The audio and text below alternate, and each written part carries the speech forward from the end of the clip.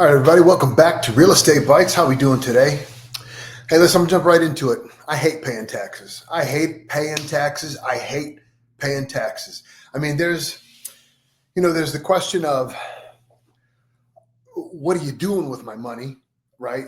But then there's the underlying basis of, for most Westerners, the amount of freedom we have is almost directly equal to the amount of wealth that we have, right? The ability to pay our way to, whatever it might be.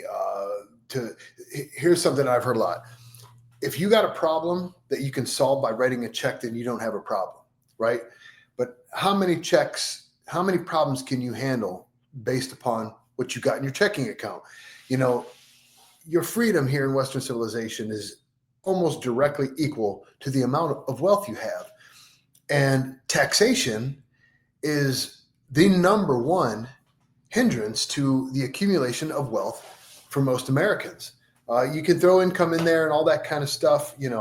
I've got mixed reviews on that, or mixed opinions on that, because you can always seek a higher income, right? You can always seek a position, a job, a company that will give you more money. But most of the time, what you pay in taxes it's out of your control. So I used to argue a lot that, everybody hates Rita, right? Because Rita's an afterthought. Rita comes in, grabs a bunch of cash from you after you've already paid your taxes, filed your taxes. Oh yeah, by the way, you owe a couple grand to Rita. Always tastes terrible, right? But I used to argue that at least with my Rita tax money, at least with that money, I can see around me what I'm paying for by way of roads and schools and et cetera, and I hate paying the federal taxes because God only knows where that money's going. It's a complete understatement when you start talking about, corruption and squandering monies and stuff like that. Nevertheless, for the first time, I really have major questions about where my local tax monies are going. And I have been trying to educate myself on property taxation coming from the county level, how it's levied, how it's assessed, where that money goes. Yesterday, Lorain County Auditor Craig Snodgrass was gracious enough to let me sit in his office for about an hour, asking him questions about local taxation, millage rates, etc. I felt really good about that conversation. I felt really good about Craig Snodgrass after that conversation. He was very candid, very open. Craig Snodgrass is not the one who is levying taxes on us. He's just making sure the books are right. He's the Lorain County Auditor. Okay. Nevertheless, I really appreciate the time he gave me and give me a bit of education. But I learned about it. I learned quite a bit from him. I am definitely not an expert in this matter, but I know enough to sort of get started. So one thing I definitely came away from that meeting questioning was, what is going on with the money that the county and specifically school districts are receiving based upon the new assessed values and appraised values of real estate property in the county? I want to show you some things. I don't have answers to this, guys, and I'm hoping that some of you might take up this banner as well and look into it. Some of you who are plenty smarter than me, that's probably not hard to find. Go and ask your own local councils, your own local school boards questions, because I got some big ones and I want to show you some facts and figures here to illustrate what I'm talking about. So everybody knows, because you all feel it if you're a homeowner, between 23 and 24, they did a reassessment, a revaluation of home values, and tax rates went up about 25% for pretty much everybody. There are some people who got away with not quite a large increase. Some people even had a decrease. There's a rare few who did. But most people, on average, saw a 25% increase in the property taxes that they owe every year. That's a significant amount of money. I mean, listen, guys, we're in a culture right now where the cost of everything is going up. We've been struggling with this for years. Half of the country could not afford a $2,000 emergency. Half of the people that you see when you're driving around, when you go to your workplace, when you're shopping, half the people in that store, when you go into Costco and it's jam-packed, and people are leaving their carts in front of you while you're trying to get down the aisleway. Half of those people in that store could not afford a $2,000 emergency, right? They might be driving a slick ass car on up into Costco, but they're living paycheck to paycheck. So how do you think a $200, $300, $400 a month increase in their taxes is affecting them? Everybody in the middle class is getting squeezed. And even if you're good to go and you can weather that nicely, who wants to pay that much more in property taxes, especially not knowing where that money is going? So take a look at some of these things, guys. The first thing that I want to show you, let me share my screen here. Okay, the first thing that I want to show you is, sorry about this. That's not it. That's it. Here we go. This is how valuations have changed per taxing district in Lorain County. Now you can see, there's 8 taxing districts alone in Amherst, or thereabouts. So there's a lot of these, at any rate, look at the percentage of change on the upside in tax valuation. So let's look at the first line. Amherst Township and Firelands, the 2023-24 valuation of real property in tax district number 1, there was $16,235,000 of appraised real property in that taxing district. The 2024-25 valuation went up to $20,697,990 of appraised real property in that tax district. That's a 27.49%. So just keep an eye on this right-hand side, right, of the page and look. All these are positive increases. There's one negative increase, which blows my mind, but look at these. 27, 40 in taxing district number 2. Okay, 40 in taxing district number 12. That's in Wellington schools. All right, 47 in Brownhill Township. Okay, 56 in Camden Township. Somehow a little sliver of Columbia Township, that which goes to Strongsville City Schools, saw a 31% reduction in their appraised values. That's the only reduction in the entirety of the county.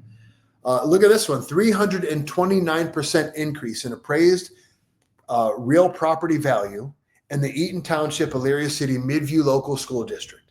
These numbers are incredible. When you scroll all the way down to the bottom, you see an average of 30.7% increase in appraised property values over that taxing cycle, right? And obviously, we're paying that, right? We're paying new appraised values, new assessed values, and higher property taxes.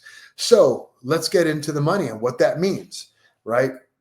Take a look at this. And I'm going to pick on Avon Lake City School District, and I'm going to pick on my own as well. All right. But Avon Lake City School District, they just went out to their taxpayers asking for 2 different levies. One's an emergency and one is just additional funding. They're asking for an additional $7.1 million a year to be paid by their taxpayers for their school district. So currently, Avon Lake was getting $21.858 million a year from their taxpayers, the Avon Lake City School District. Now, that was based on a 16.55 mill rate. I'm not going to get into mill rates, but what's important to know is that the state of Ohio in 1977 established a law that said all school districts are entitled to 20 mills at a minimum. They call it the 20 mill floor. And there are some good politicians in our state of Ohio that are trying to fight against this 20 mill floor because they do not believe that the school districts should be entitled to the kind of windfall that I'm about to show you right here. Talk about mills, but basically the 20 mill floor means for every $1,000 of your property's value, your school district is entitled to $20 of taxation. That's what the 20 mill floor means. So let me repeat that. For every $1,000 of your property's appraised value, your school district is entitled to $20. So let's do some easy peasy math. If you have a house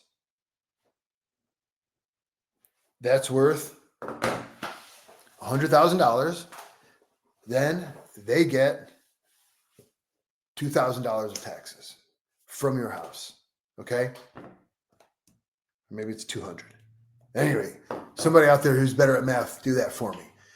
So the 20 mil floor, what happened was in Avon Lake in 2024, they were billing the amount of money that they were getting from their taxpayers was equal to about 16.55 mil.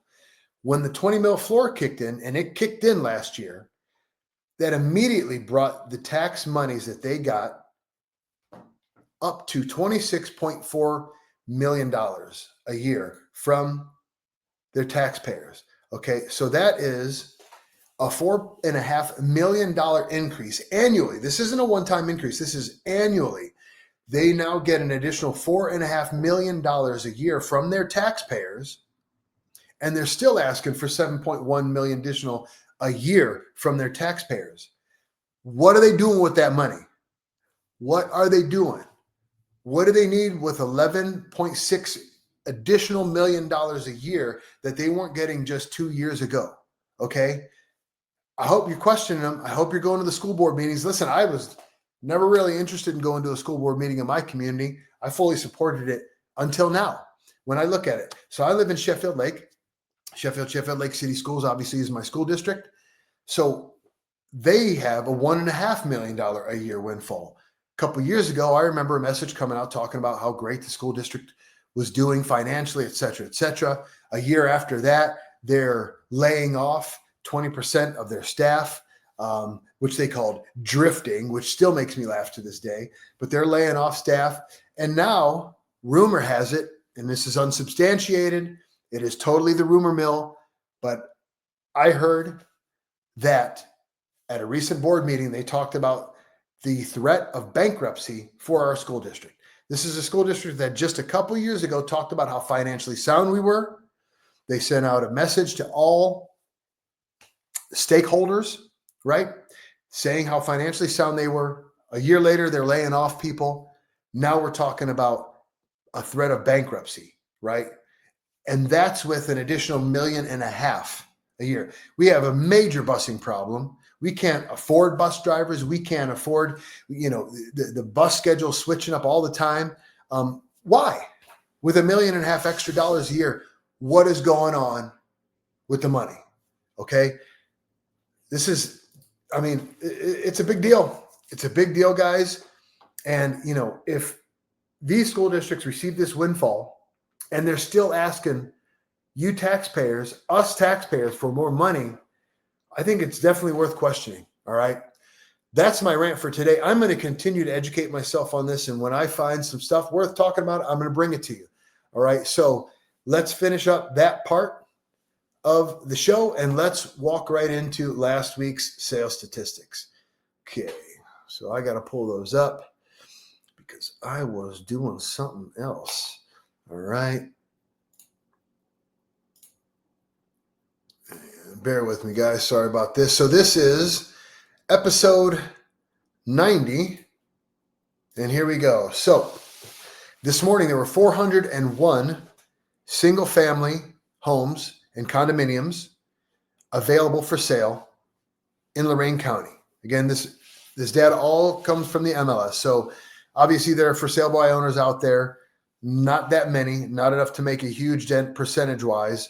So I just pull my data from the MLS. 401 single families and condos available in Lorain County as of this morning. I keep bringing this up. Inventory is the name of the game. This is why prices are up the way they are and why they're going to continue to remain up the way they are. The population, especially in Lorain County, is growing. Lorain County, I believe, led all counties in Northeast Ohio for growth last year. At any rate, while the population grows, the housing stock remains low. I say this again and again. 6 years ago, this number was triple what it is today. There were 73 closings last week. The median square foot value of those closings was 1,780 square feet. Median home price was $255,000, median sale price, that is. The median price per square foot was $163.04. We see a bit of a recovery from last week after, a couple high weeks there. I mean, this is the metric that I'm watching. We are continuing to see home values creep up and up and up. There is no relief in sight. Certainly a lower interest rate is not relief. The only relief in sight for these interest rates are more inventory. All right. Interest rates were at 6.91% for a 30-year conventional note when I checked this morning. And the big sale of the week, for the second time in 90 episodes, Amherst makes the list at a sale at $840,000. Let's go take a look at what that house looked like. So this big beauty here on Baumhart Road, it's a big house, couple acres here, big house. Interesting pictures to start with. Oh man, it's failing on me here. Let's try this. Here we go. Right. Nice foyer entranceway, beautiful vaulted ceilings there in the living area, the living room, fireplace, open concept. Of course, you've got I like this little breakfast nook here separating the kitchen area from the actual living room. However, it still remains wide open. That's a nice feature. Obviously a beautiful home, which it should be for $840,000. This house is 3,000 square foot plus a finished basement.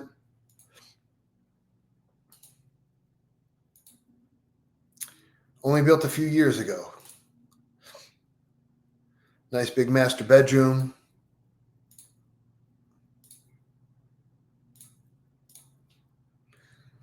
Big, beautiful master bath. Everything you would expect from an $840,000 home. Situated on a couple of acres in Amherst, out there on Baumhart Road. All right, there's your finished basement with a bar. Look, they got a wraparound bar. That's pretty badass, right? Pretty cool.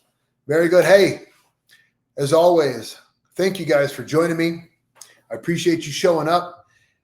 If this content, if it's entertaining, if it's worthwhile, and I definitely think the conversation about how we're getting our asses taxed is worth a conversation. Please share this information with other people. Please share this with family members who are sharper than I am. Maybe they can help find some ways to combat this, because that's honestly what I'm looking for. I am looking for some way and method to push back against taxes and property taxes of every nature. I'm sick and tired of watching 20 to 30% of the income that I'm bringing home for my family walk out the door to do God only knows what. So share this with friends and family, please. As always, take care of yourselves, take care of one another. I love you, people. Until next week.